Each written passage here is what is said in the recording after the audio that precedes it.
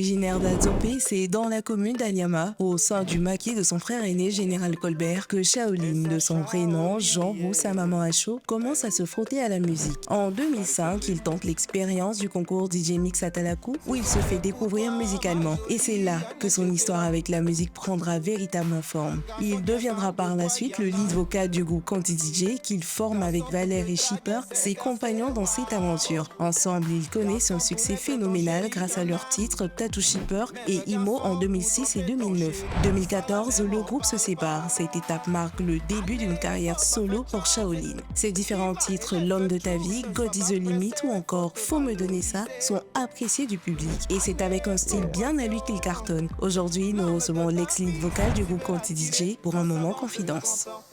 Et t'as reconnu la tête, c'est Essa Shaolin, l'homme à la voix de diamant, Mr. God is the limit, qui est mon en Ray. God is the limit, on l'entend partout dans vos chansons. C'est quoi l'histoire? Ouais, en vérité, c'est ma signature pour dire que seul Dieu est la limite. Nous sommes créés à l'image de Dieu. Il n'y a que lui seul qui puisse mettre des barrières autour des objectifs qu'on se fixe. Comme il est amour, en réalité, il n'y a pas de barrière, donc on n'a pas de limite. Voilà. Essa Shaolin, yeah. God is the limit. Et quand je vous dis Jean-Claude Quadio, Brigade de Tangrela, qu'est-ce que ça vous rappelle? Ouais, Jean-Claude Quadio, c'est un grand frère qui m'a mis le pied à l'étrier, en fait, musicalement parlant. C'est avec lui que j'ai fait, on va dire, mes premières classes en tant que rappeur. Mais il m'a vraiment mis l'amour dans le cœur en ce qui concerne la musique, sans rien attendre en retour. En fait, c'est ça le truc. À l'époque, on n'avait pas la possibilité d'aller chercher des beats, des samples et tout. Donc, on faisait tout à la main, tu vois. Et c'est lui qui m'a appris tout ça. Vous êtes passionné de musique et c'est dans le maquis Le Continental de votre frère aîné, Général Colbert, que vous commencez en tant que disque jockey. Déjà, là, nous sommes en quelle année? 2002-2003. Et comment ça se passait? Bon, alors, j'étais étudiant et à mes heures perdues, je redescendais sur Anyama. J'étais le directeur général de l'établissement. Voilà, c'était en quelque sorte une petite entreprise familiale. Et comme on a pour habitude de dire, il est bien de faire les choses en famille. Mais comme j'ai toujours aimé la musique, donc j'avais commencé à tutoyer un peu les platines, tout ça. Hein. Donc je me suis quelque peu formé au métier de DJ. Et c'est là que tout a commencé, tu vois. Et c'était à l'époque où les Atalaku avaient commencé à monter en puissance. Le coupé-décalé venait de faire son entrée. On s'est tous agrippés à la chose, tout doucement. Et puis voilà, ça a donné tout ce que vous savez maintenant. Colbert, votre frère, deviendra par la suite votre producteur. Quel a été son impact dans votre carrière? Un impact, j'ai envie de dire, incommensurable. En fait, il a surtout cru au talent que chacun de nous avait en lui, parce qu'on était quoi? On était 4. Hein. Le groupe Conti DJ, il y avait 3 chanteurs qui étaient, on va dire, sous les spotlights, et puis il y avait un qui était dans le backstage. C'est lui avec qui je travaillais sur la construction de la musique. On faisait des sessions studio en utilisant des fragments de beats ou de prod de certains chanteurs ou bien de certains groupes. Et donc c'est comme ça. C'est en voyant tout ce qu'on faisait avec le peu qu'on avait, qu'il s'est dit, il faut que je fasse quelque chose pour ces jeunes-là parce qu'ils ont trop de talent à en revendre. Et donc, c'est quelqu'un qui a fait beaucoup et qui continue de faire beaucoup. Voilà. Alors, avant qu'on ne revienne à Conti DJ, Shaolin, en 2005, vous participez au concours de musique DJ Mix Atalaku et vous terminez 2e. À cette époque-là, qu'est-ce que ça représentait pour vous? Bon, en fait, ça représentait une sorte de tremplin. Moi, personnellement, je n'avais pas forcément pour ambition de faire carrière dans la musique. Chemin faisant, qu'on s'est rendu compte que ça pouvait être quelque chose d'intéressant. C'était une aventure qui était assez palpitante et donc très entraînante. Du coup, avec mon frère et puis mon binôme, Aldelph Newmark, on s'est dit, mais attends, cette affaire-là, c'est intéressant. Si on fait bien, on peut... on peut mousser. Finalement, DJ Mix Atalaku, ça a été une sorte de tremplin. Sinon, au départ, c'était beaucoup plus un kiff qu'autre chose. Voilà. À la suite de ce concours, le groupe Conti DJ se crée et vous en devenez le leader. Déjà, comment est-ce qu'il se forme? Alors, Conti DJ s'est formé de façon inattendue. Hein. Parce que j'étais assez timide, donc à l'époque, j'avais du mal à me montrer, tu vois, faire des atalakou. Donc, généralement, je faisais mes atalakou depuis la cabine. Eux, ils allaient affronter le public, en fait. Donc, c'est après qu'on s'est rendu compte que nos individualités pouvaient former un collectif. Quand on est allé sur l'aventure DJ Mix et Atalakou, on est allé en 2 groupes. Il y avait moi, Adelph Newmark, et il y avait Valère et Verger. Et puis après, on s'est dit, bon, on va se mettre ensemble et puis former le groupe Conti DJ. Et c'est comme ça que le groupe Conti DJ est né. Justement, on a une vidéo à vous D'accord. faire voir. Ouais.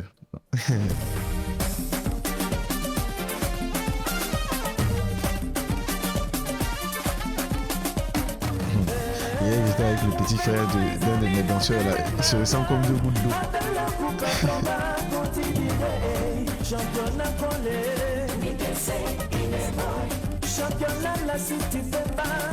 Tous que ça a été un hit qui a cartonné. Ouais. Comment elle vient, l'inspiration de ce hit?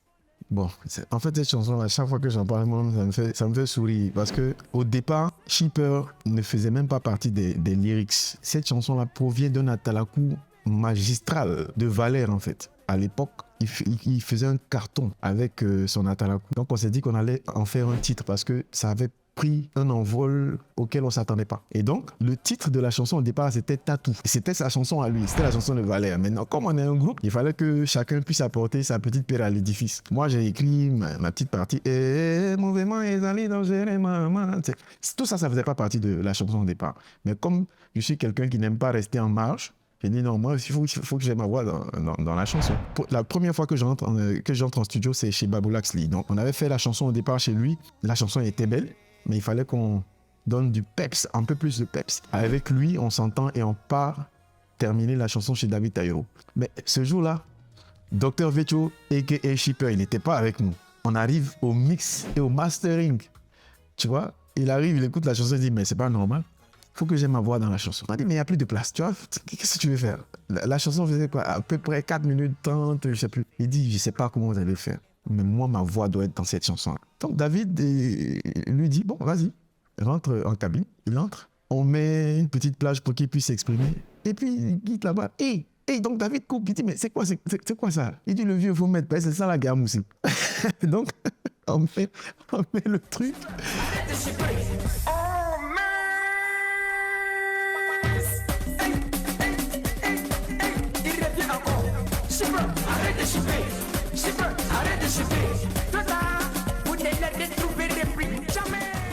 Autour de 2010, le groupe se fait de moins en moins voir. Qu'est-ce qui se passe? Pourquoi? En 2008, si mes souvenirs sont bons, 2008-2009, on s'est assis, on s'est dit, bon, chacun de nous a quelque chose dans le ventre qu'il devrait pouvoir mettre en exergue. Et puis, il faut dire aussi à côté que, bon, voilà, il y avait aussi des petites querelles, ce qui est normal. Voilà. Et donc, ça a contribué à booster l'ego de chacun. Et on s'est dit, bon, chacun va faire carrière solo.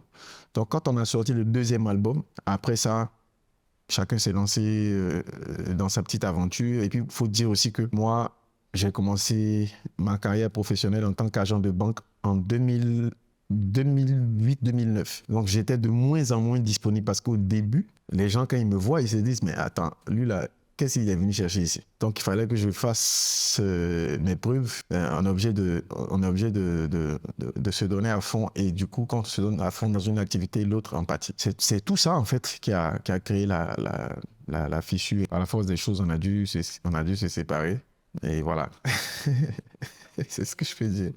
Vous êtes d'origine Atié et on retrouve souvent dans vos textes des paroles en dialecte de chez vous. C'est une sorte de rattrapage. Pourquoi? Parce que quand j'étais plus petit, je parlais pas. Je parlais pas du tout. Je comprends parfaitement la langue et tout, mais je parlais pas. Parce qu'on avait un cousin à l'époque qui venait du village, donc pour faciliter son insertion. Et le vieux aurait dit à tout le monde de beaucoup plus parler français, tu vois, pour l'aider.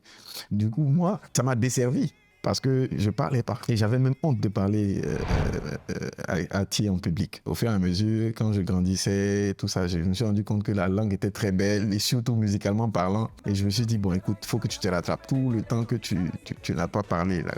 Pendant que tu étais petit, il faut que tu le rattrapes, mais musicalement parlant, il faut que tu vendes ta culture. Et donc, c'est comme ça que je décide de faire de plus en plus un clin d'œil à Latyé dans mes chansons. Puis bon, je trouve que c'est intéressant. Les gens aiment bien. Et moi aussi.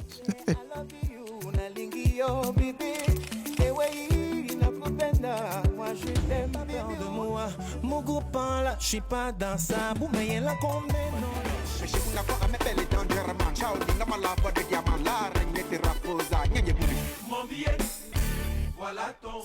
On a une seconde vidéo à vous faire voir. Et ça Shaolin, yeah. Momo Wang on the beat. God is the limit. Colbert Prod. Yeah, Malina Real. Baby boo. Ouais, c'est suspect. Depuis Ça, là, j'ai je deux ne fais versions. que pointer, mais tu ne fais que sauter. C'est en deux versions, ça. Comment il vient, le feat avec Suspect? C'est quoi le message derrière? Faut me donner ça. Bon, au départ, je fais la chanson en solo. Après, tu vois, je me suis dit, si on fait une deuxième version, ça pourrait être intéressant. Donc, je me demandais qui pouvait piquer comme je voulais. Parce que normalement, moi, j'avais déjà chanté, tu vois. Donc, si je devais rapper, ça allait trop faire, genre, tu veux tout montrer que c'est toi. Donc, je me suis dit, bon, il faut que je trouve un gars qui kick. Je veux dire, quand je regardais dans l'écosystème des rappeurs, celui qui me parlait le plus à travers sa façon de kicker, c'était Suspect 95. Donc je rentre en contact avec lui via Jules Bécaud. Et puis ouais, il crée la connexion et Dieu merci, c'est un jeune frère très respectueux et donc il accepte et on entre en studio, on fait le truc et ça a donné, faut me donner ça, remix. Dans l'affaire des femmes, y'a trop de problèmes. Facilement, ça peut te donner migraine. Je te dis, je suis fun et toi, tu me dis, tu es fun et moi aussi. Pour accepter maintenant, depuis, tu me mets dans les systèmes. Yeah, faut me situer. Tu veux pas aussi, tu me dis, y'a pas te tuer. Mais depuis, tu tapes ton tam-tam, tu danses toi seul. Quand y'a tout laissé, c'est pour dire, ben, il n'a pas insisté. N'écoute pas ce que les gens disent. Oko Sisi Shaolin. Vous mais là qu'on met non les chi. Mandingono, eh oui. Pardon, faut me donner ça. Faut me donner. Yeah. Pardon, faut me donner. Shaolin, c'est aussi un cadre en banque. Comment on arrive à allier passion et travail? Moi-même, à un moment donné, j'avais failli laisser tomber tout ça. La musique, j'avais failli laisser tomber la musique. Et il y a une de nos anciennes directrices à la banque. C'était une femme avec qui j'avais jamais échangé, que je salue aussi au passage. Elle me convoque à son bureau. Donc j'arrive et puis elle me dit, j'ai fait un songe, tu voulais laisser tomber la musique. Moi, le message que j'ai pour toi, tu peux tout faire, mais la musique, il faut jamais laisser tomber. Parce que c'est ça en réalité ton identité. La banque, là, tu n'es pas né avec. Mais ce que Dieu a déposé en toi, là, c'est la musique. Donc c'est elle qui m'a redonné goût à la chose. Et c'est après ça, si je me rappelle bien, que je sors la chanson God is the Limit. On a partagé des souvenirs avec vous et maintenant, ça sera à votre tour de partager quelque chose que vous aimez bien avec nous. Ah, ça c'est sans...